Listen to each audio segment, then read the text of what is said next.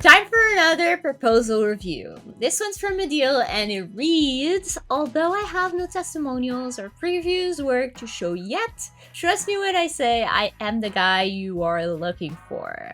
My name is Adil, and with my experience in the automotive business, I can save you a lot of work and precious time. Fully qualified car engineer with sales experience in cars as well. That's why I am the man for the job. I'll be waiting for your reply. Now, I'm going to give some tough love for this one because this just doesn't cut it. I actually like that you go directly to the point in a way, but it's not really done correctly here. You're starting with the downsides of working with you and knowing the client only sees 1 to 2 lines of your proposal in a little preview. Do you think based on this that they would want to click on your profile or to read your whole proposal? I would say no. And you also mentioned this job was Dutch to English translator. Now, was it in the car industry? Because if not, I am confused by all the car references, to be honest. Also, once again, I'll say this, there are a lot of grammatical errors and I understand not everyone's fluent or native in English. I'm not.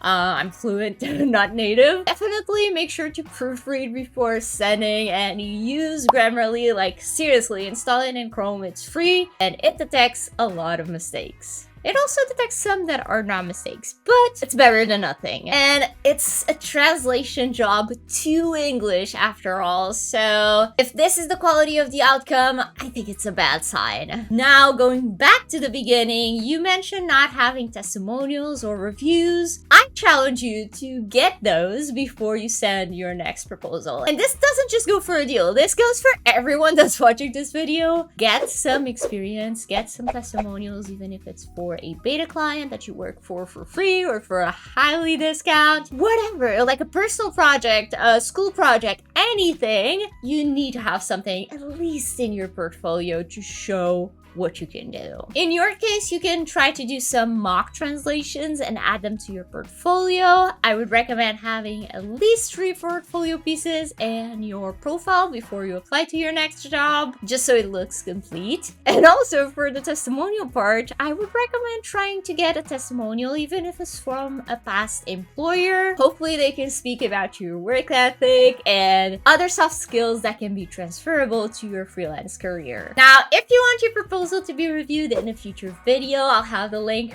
to where you can submit it down below. It's super simple to fill out and you get a free review out of it. Now, in the meantime, check out this other proposal review I've done in the channel and I'll see you next time.